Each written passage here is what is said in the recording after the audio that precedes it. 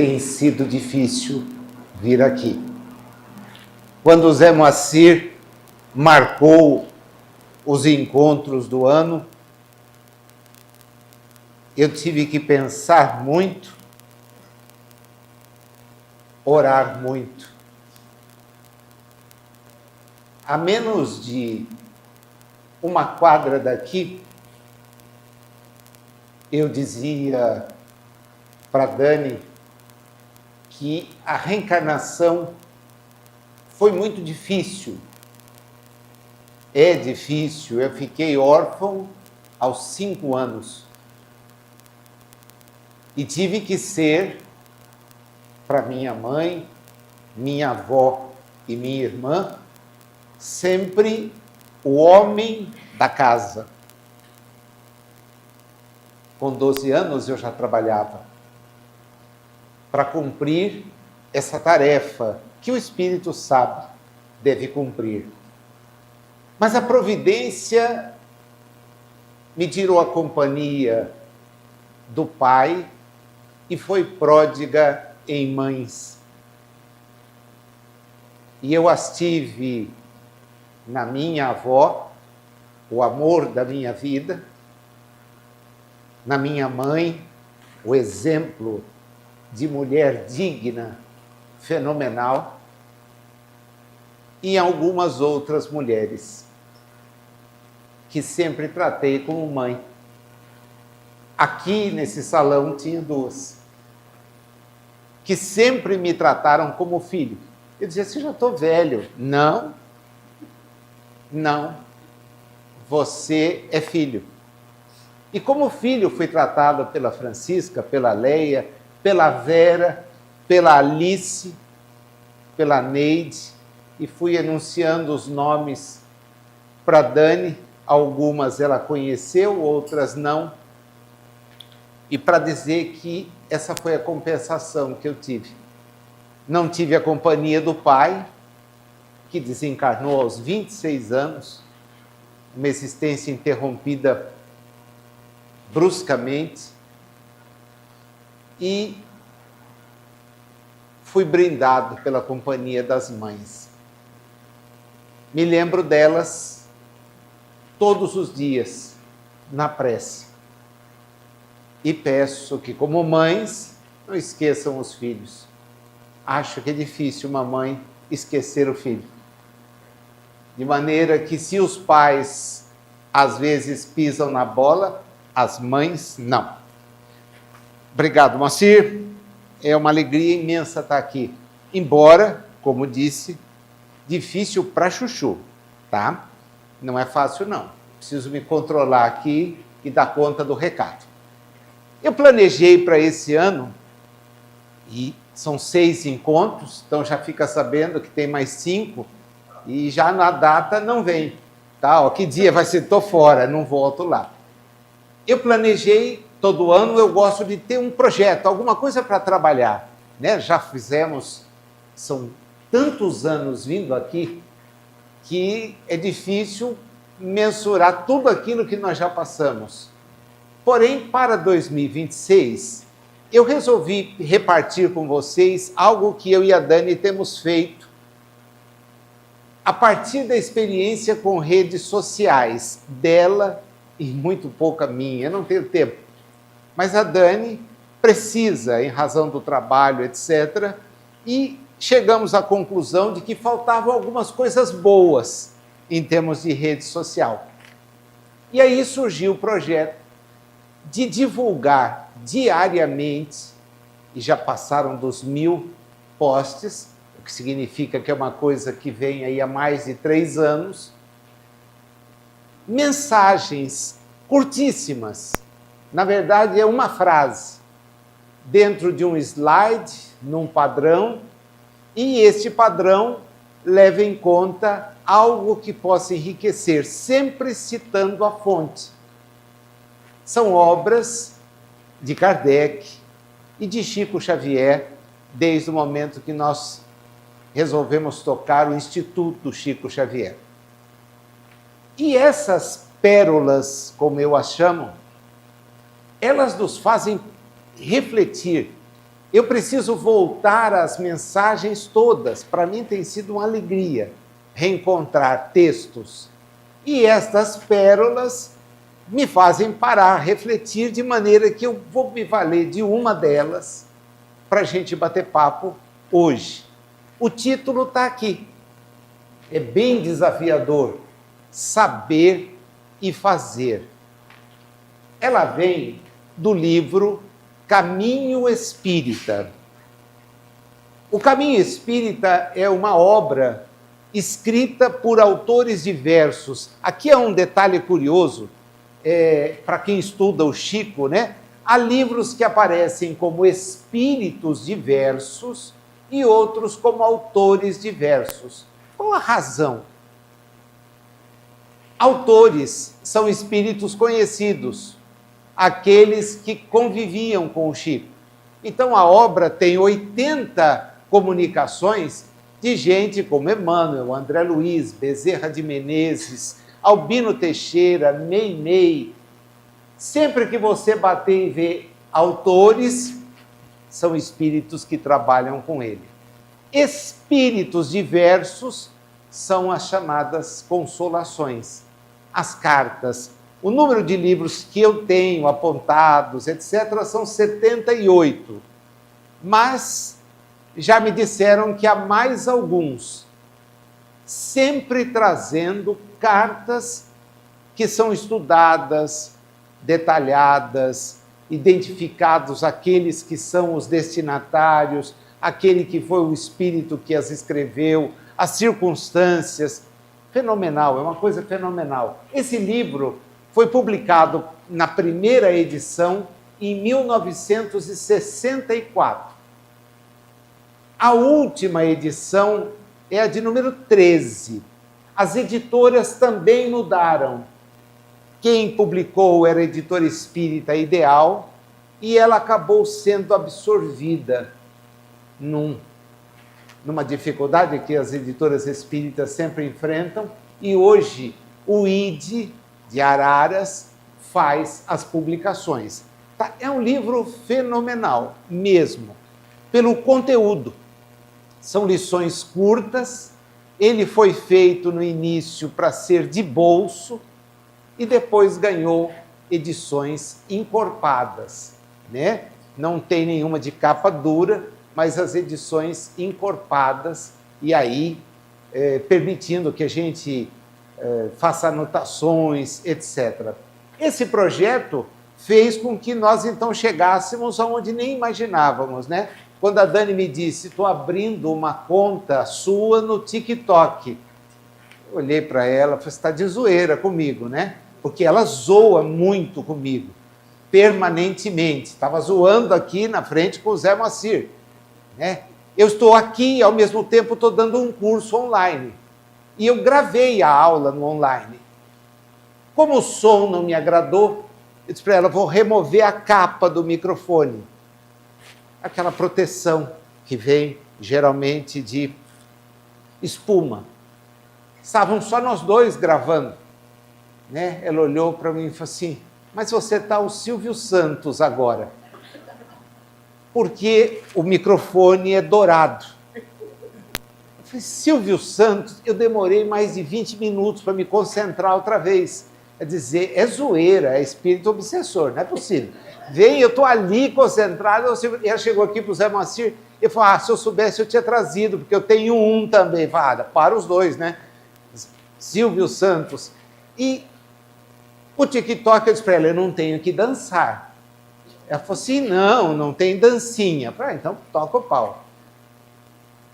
Nós recebemos, às vezes, 600, 700 visualizações de uma postagem. O Renato, meu filho do meio, levou isso para o X.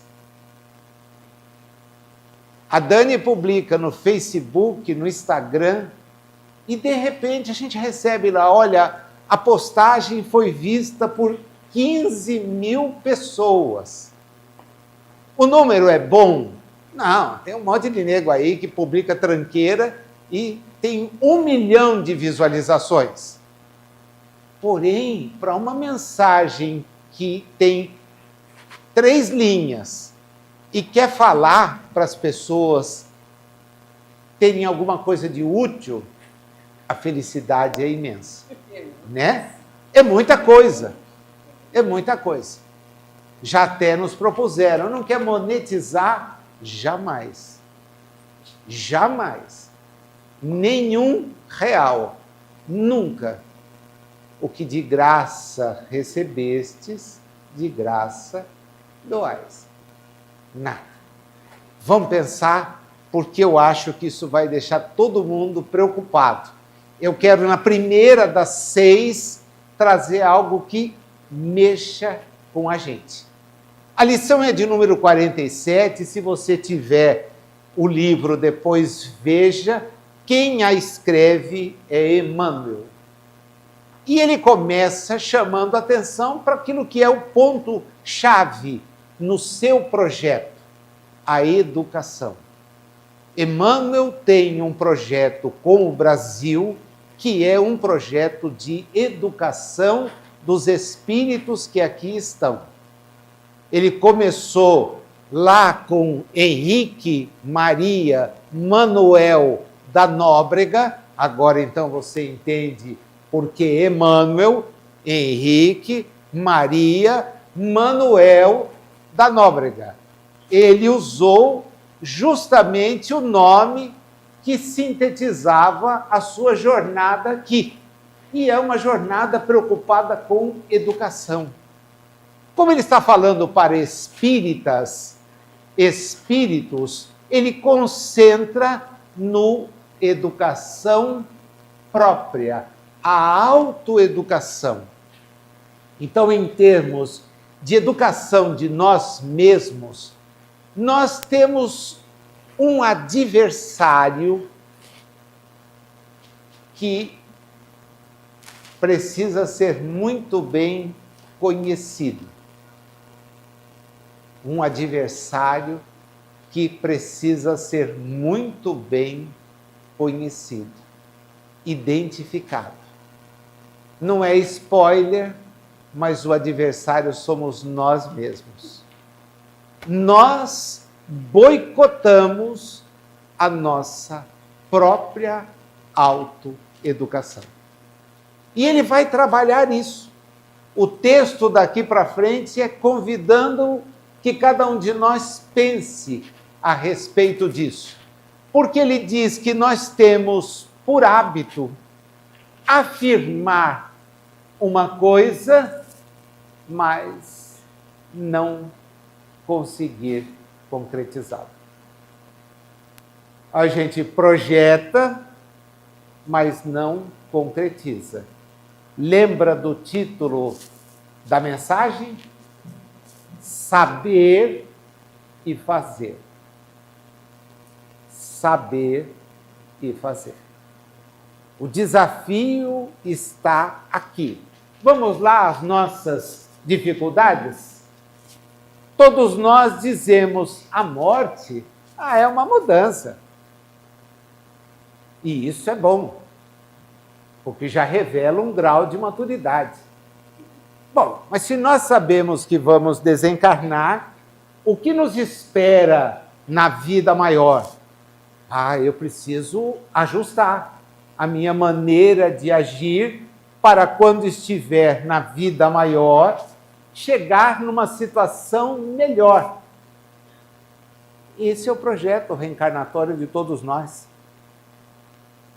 Há um texto de Allan Kardec, cuja leitura eu recomendo sempre, de olhos fechados, que está em Obras Póstumas, onde ele analisa o processo da reencarnação usando a metáfora de uma floresta.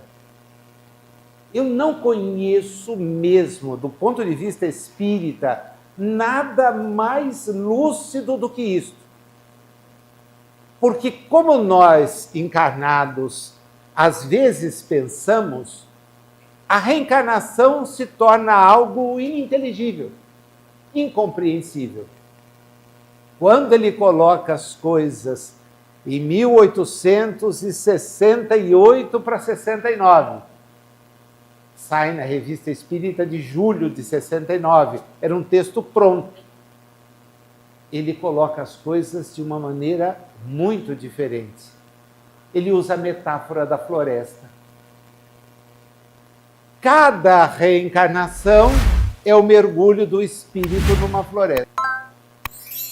E ele descreve a chegada ao topo de uma grande montanha repleta de florestas, em que a gente então ingressa, vence desafios e vai para a clareira. Nós somos da clareira. Nós não somos da floresta. Mas a gente fica tão arraigado à reencarnação que acaba entendendo que o real é aqui, quando aqui é apenas o ilusório.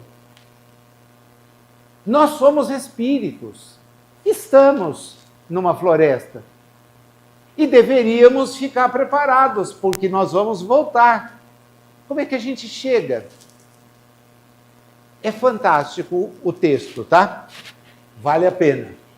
Mas o que acontece conosco? Puxa, eu sou muito imperfeito.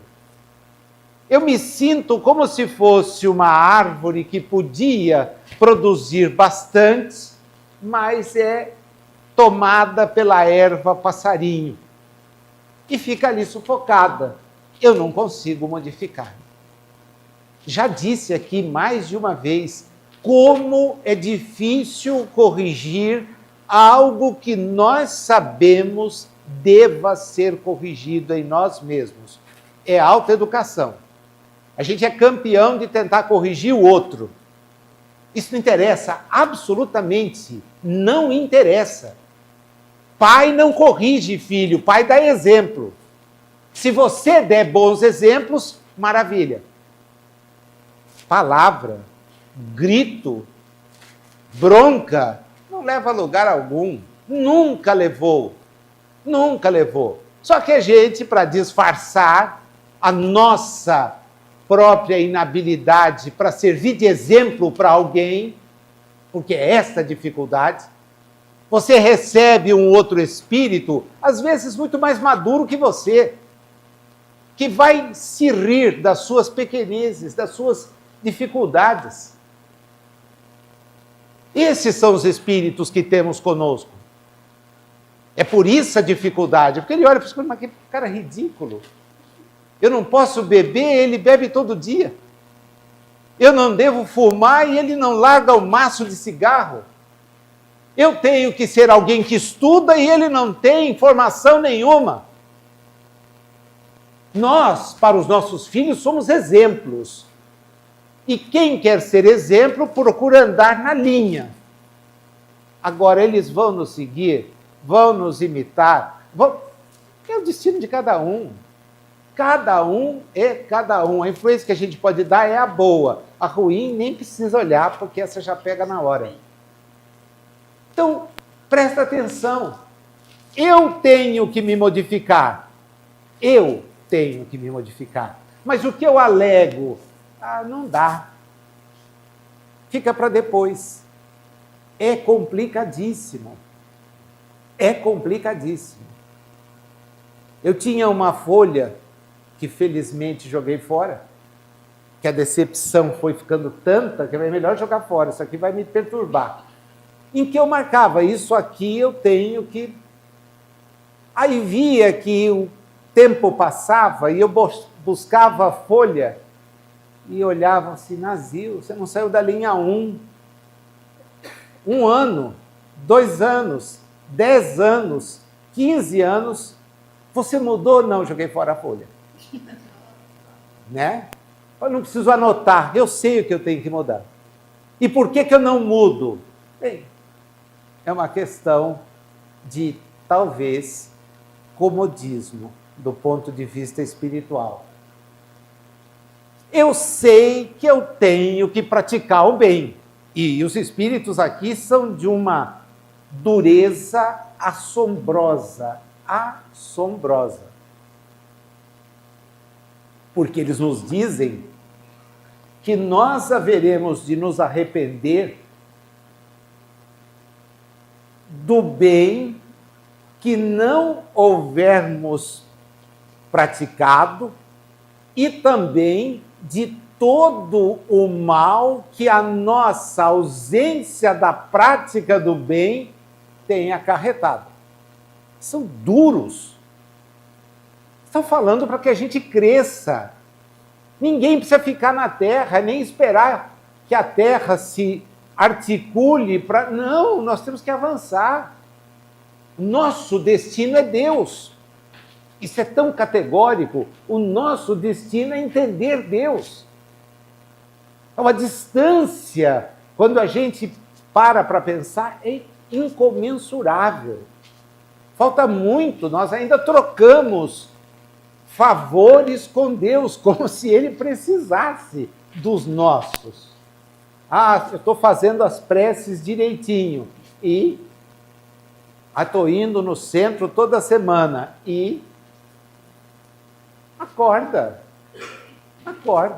Nós temos que fazer o bem a quem cruzar o nosso caminho, porque o bem representa conhecer. O mal, que é a ausência do conhecimento, é que ensombra as nossas horas. E aí, qual é a nossa justificativa? Por mais que eu me esforce, não chego a vencer a preguiça que me entorpece. Eu sei que tenho que fazer. E por que não faço? Porque a preguiça ainda me entorpece. Eu ainda acho que vai acontecer algo extraordinário. Que alguém virá me buscar, que alguém vai me tirar dos meus problemas, que alguém vai me conduzir às regiões. Ninguém vai a lugar nenhum. Na metáfora da montanha, quando o espírito vence, chega lá na frente e encontra alguém que ele descreve como um ancião, e ele diz: puxa, eu cheguei até aqui. E o ancião diz: chegou. Olha para trás para você ver o que você venceu. E a pessoa sente uma felicidade. E antes que ela tente, o ancião diz: vamos ajudar outros a que também aqui cheguem? Diz: como assim? Você lembra de quanto foi difícil o teu caminho? Claro que lembro. Quantos estão para trás, precisando de ajuda? Volte. Quem tem um pouco mais, ajuda quem não tem. E nesse processo, todos avançamos. Todos. Aí não há lugar para preguiça. Não há lugar para ideias de que chegar à realidade espiritual é descansar. Eu fico assombrado quando eu vejo inscrito em cerimônia fúnebre o descanse em paz. Fico assombrado. Nossa, que equívoco. Põe lá: descanse em paz. O espírito já está numa perturbação desgraçada ali. Porque no ambiente de velório dele, a última coisa que falta é comportamento caritativo. Todo mundo tem para com o desencarnado um descaso enorme, a começar de fazer barulho. E o desencarnado está ali sem saber: estou onde? Porque o desligamento não é automático. Todo mundo já leu isso. Há horas, dias, meses, anos, séculos, em que isto não se processa assim. Então, o espírito que é elevado, o espírito que é elevado é outra conversa. Mas a Terra só conheceu um nessa condição. Todos os demais estão lutando. Todos. E Emmanuel escreve isso falando de si próprio. Não está falando vocês. Está dizendo nós, que não chegamos aonde já poderíamos estar. Então não dá para ter preguiça. Quer ver outra coisa? Todo mundo diz, principalmente na virada do ano, é urgente que eu estude, que eu melhore os meus conhecimentos. E ele já diz por que a gente deve conhecer. Para melhorar, entender os desafios do mundo e solucioná-los. Não é ficar livre dos desafios, é entender. Por que eu tenho que fazer? E o que eu tenho que fazer? Não esperar que solucionem por mim. Ninguém vai solucionar nada por nós. Somos nós. Ah, Nazil, mas eu estou atravessando um momento tão difícil. Que bom. Sinal de que você está preparado para encará-lo. Ele chegou na hora certa. E o que eu faço? Enfrente-o. Peito aberto. Ah, mas está doendo. Melhor assim. Você entender o alcance da dor e superá-la. É essa a nossa jornada enquanto espíritos reencarnados. Não tem outro propósito. E nós, por incrível que possa parecer, e as pessoas duvidam disso, aí eu falei das cartas, é uma das questões mais interessantes nas cartas. Porque a família se desespera diante do que está acontecendo, busca ajuda espiritual e de repente o espírito vem lá e fala, olha, não chora não. Isso me aconteceu porque era o melhor para acontecer. Naquele momento, eu poderia ter enveredado por outros caminhos. Interromper a existência foi uma ajuda imensa. E a gente do lado de cá fica, não é possível. Perdemos o fulano. Não, o fulano não é do corpo. Nós não somos do corpo. A gente precisa entender isso, porque senão vai dizer tchau para um espírito como a Francisca, que teve uma reencarnação de 90 anos, e vai dizer, nossa, coitada, pera. Não, eu me lembro dela fazendo a parte que lhe competia. Com muito menos idade, tem gente com as pernas esticadas.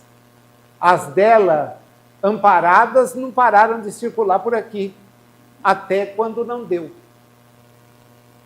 Para minha alegria, misto tristeza, ela teve a queda no dia que eu vim. É misto de alegria e tristeza porque eu gostaria de ter ido vê-la.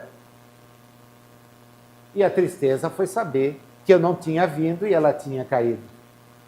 E nós nos falamos naquela semana seguinte, e eu preocupado, porque o filho também se preocupa com a mãe. Você está bem? Estou com dor. Mas você está tomando remédio? Estou, mas não tem jeito. Não tem o que fazer. Caramba. Aguenta firme, não foi o primeiro. Nunca parou. O espírito cumpriu a tarefa que ele tinha por cumprir. E isto os espíritos nos informam. Olha, não chore pelo corpo que ficou. A vida é muito maior do que uma experiência de 100 anos. Então nós não podemos nos iludir de que somos daqui e vamos permanecer aqui, porque o planeta desaparecerá. O que é material é refundido, surge em outras formas. A gente precisa abrir e compreender, na verdade, o que nos traz e vencer. Quer ver outro enrosco? Eu não consigo fazer essas coisas porque eu não tenho tempo. Aliás, o que eu ouço dessa expressão, não tenho tempo, e eu pergunto assim, quantas horas você fica na internet? Ah, é pouca coisa. Abre o seu celular e pede para ele te contar quanto é o tempo de acesso, se tiver coragem. Tá? Eu sugiro que se você não tem coragem, nem faça isso. Vai se envergonhar. Porque o cara não lê uma linha de um livro e zoa horas e horas em besteira. Uma linha. E quando ingressa é para fazer crítica, para xingar. Nossa, que coisa triste. Vai ter festa da família, mas quem vai? Mas por quê?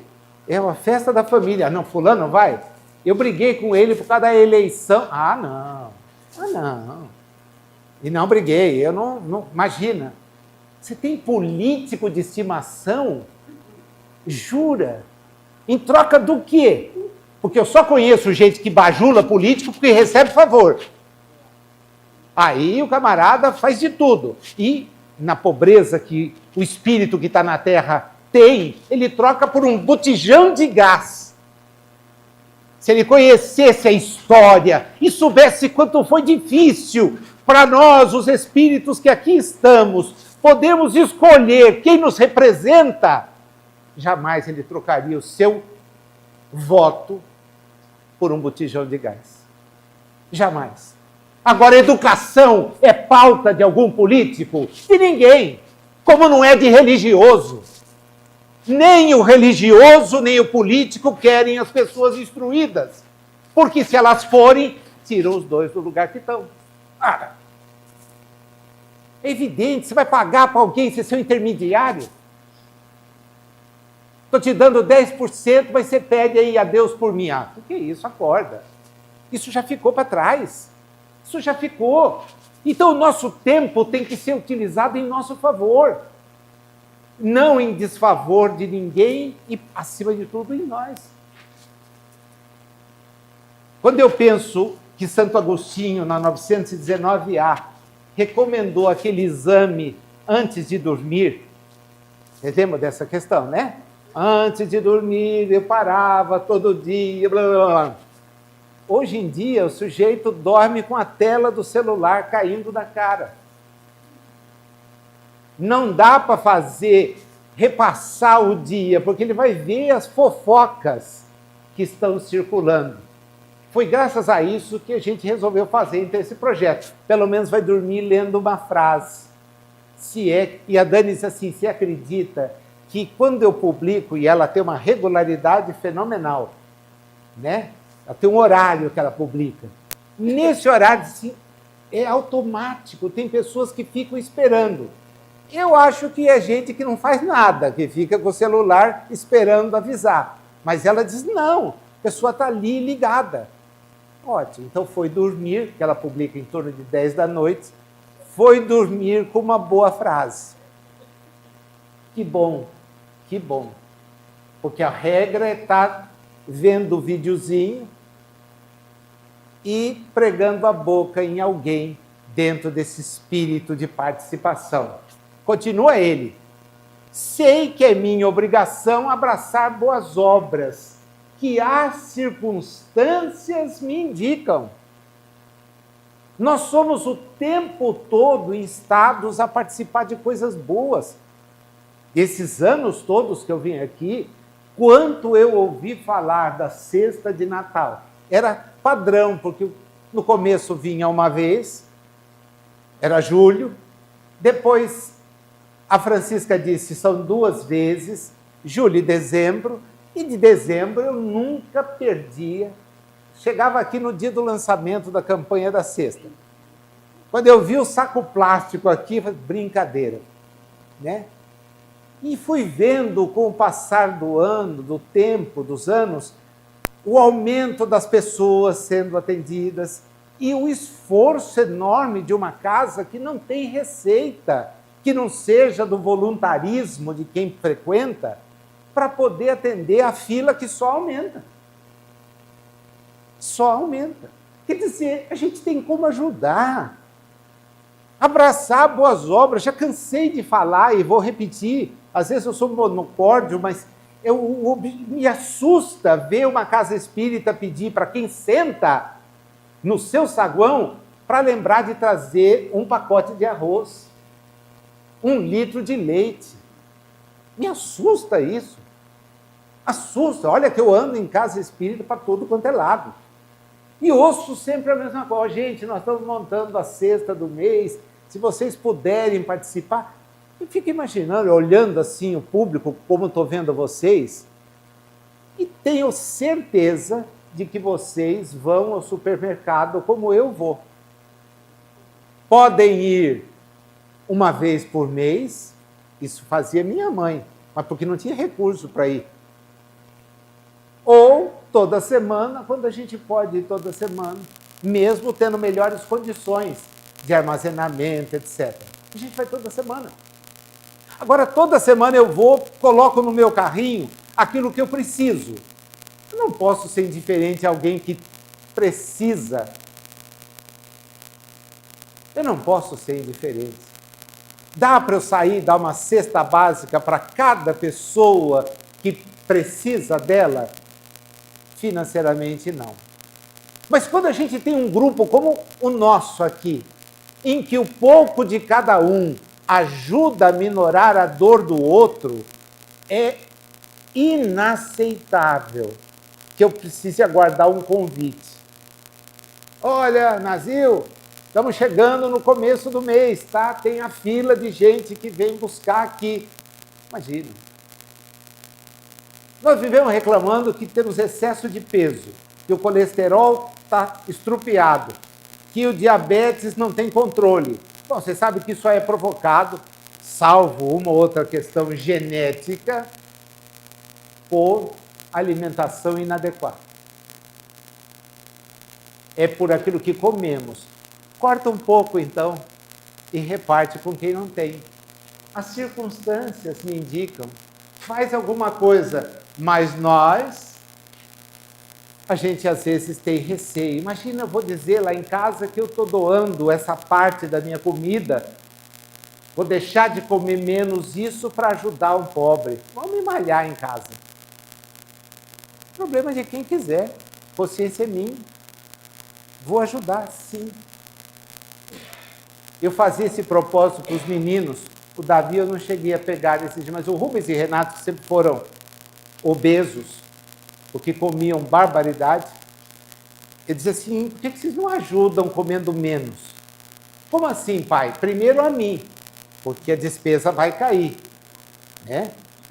E eu moro num lugar em Bauru, moramos a Dani e eu agora, mais próximo ainda. Antes eu morava ao lado de uma lanchonete dessas famosas, né? A bem famosa. E era um horror, porque eles, pai, nós vamos passar lá para... Não, lá vamos. A avó deu dinheiro e eu ficava louco atrás das avós. Você sabe que eles não podem, porque eles jantam e depois querem o sanduíche. Não dá. Bom, hoje eu moro no lugar em que aquela existe e tem mais duas, de outras duas redes, né? Na época, o meu pedido de sacrifício para eles era esse. Não comam o sanduíche depois da janta. O que a gente faz? Jante. Mas e o sanduíche? Guarde. Doa. Você não quer doar o dinheiro lá para o centro? Nossa, pai, mas o que vai fazer lá um sanduíche? Uma diferença enorme. Porque o seu sanduíche custa $10. Pode fazer a conta que é esse mesmo, tá? O preço é esse mundialmente, de $8,5 a $12,5. $10 em média. São R$50. Para você, pode não fazer diferença nenhuma, embora eu acho que faça. Para uma pessoa que tem um filho chorando de fome, é o leite que vai fazer com que ele consiga por alguns dias. A gente não tem que ter receio de nada, tem que fazer. Sei que é preciso. É a nossa frase diante do serviço que nos compete. Eu sei que é preciso. Ninguém nem precisava me lembrar. Imagina que eu fui lá, o cara veio de Bauru só para me lembrar. Eu sei que é preciso. É? Então toma. Mas na hora de fazer, falha o nosso motor da vontade. Voluntas, vontade. Falta vontade de se melhorar. Quase sempre nós perdemos tempo precioso empenhando-nos em saber o que ainda estamos muito longe de aprender. Guarda essa frase porque ela é a chave para nós entendermos toda a mensagem. Perdemos tempo precioso empenhando-nos em saber o que ainda estamos muito longe de aprender. E ele diz, isso é compreensível. Sabe por quê? Porque quem deseja saber dignamente tem uma curiosidade respeitável. E toda curiosidade respeitável alenta o progresso, impulsiona. É assim que nós temos a compreensão exata do Espiritismo, é progresso. Ele nos diz, saímos da ignorância e da simplicidade e somos destinados a entender a Deus, a máxima perfectibilidade. Então, eu preciso saber como eu chego, eu tenho que avançar, É processo da autoeducação. Eu preciso crescer. Puxa, então vale a pena. Aí o Emmanuel complementa para nós. Mas, se fizéssemos o melhor do que já conhecemos, não é algo, é o que eu já sei, transferindo ideais e planos superiores das linhas teóricas para o terreno da prática, a coisa seria suficiente para nos colocar na condição de, olha a palavra, numes apostolares, espíritos de altíssima envergadura. E a gente já tinha adiantado o relógio da evolução da Terra. Mas não somos nós, né? Não somos nós. Veja que ele não está dizendo vocês, ele está usando estaríamos. E quem quiser saber a luta pessoal dele, é só pegar há 2000 anos, Ave Cristo, 50 anos depois, Ave Cristo, renúncia, e vai ver o espírito se desnudando. Se desnudando. Este sou eu. Não tenho nenhum mérito, não. Pelo contrário. Ao lado de Jesus, Jesus diz para ele, senador, por que tanto orgulho? 1 minuto de erro leva 1000 anos de atraso. Ele viu a mulher morrer no lugar da escrava, poupando a escrava. E ele, bem, os 1000 anos estão na conta. A Lívia já está fora do esquema. E ele trabalhando na terra, porque precisa. Olha que síntese. Como é fácil de anotar. Nós todos, coletivamente examinados, criamos muitas dificuldades na Terra. Nós criamos. E olha que jogo lindo. Pela ânsia de fazer sem saber, mas agravamos essas mesmas dificuldades pelo atraso de saber e não fazer. Olha que bonitinho esse conjunto, que eu gostaria que vocês guardassem. Ânsia de fazer sem saber e atraso de saber e não fazer. É por isso que a mensagem se chama Saber e Fazer. Você sabe? Quer ver como sabe?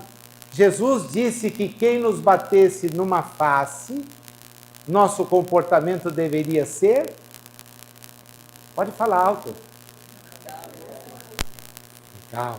Se alguém nos convidasse a andar com ele 100 passos, qual era a nossa postura? Andar 200. Se alguém nos pedisse o manto, a gente devia dar também a túnica.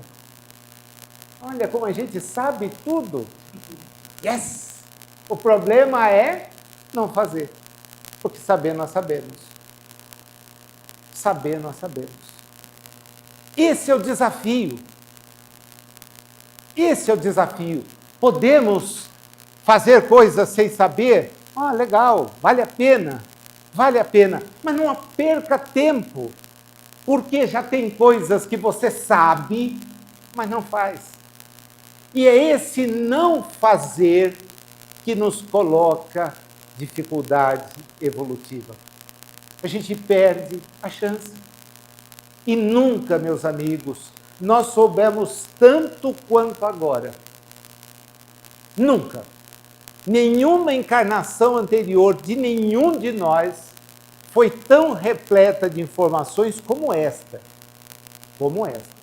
Nós passamos pela fileira da religião A, da religião B, nos desiludimos com tal proposta, com aquele outro projeto, já tivemos desejos de ser eminentemente do mundo e talvez tenhamos encerrado a nossa existência suicidando-nos porque não queríamos continuar a sofrer, etc.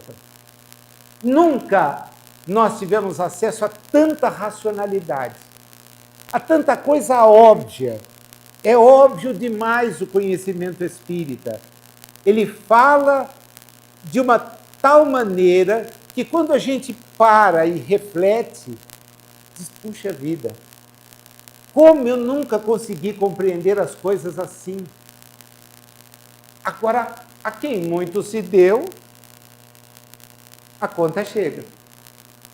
Então, vamos tirar de nós. Atraso de saber e não fazer é o que nos complica. Nós sabemos o que fazer? Então, está na hora. Ô, Nazil, e como é que você se sente falando para a gente isso? Uma vergonha danada.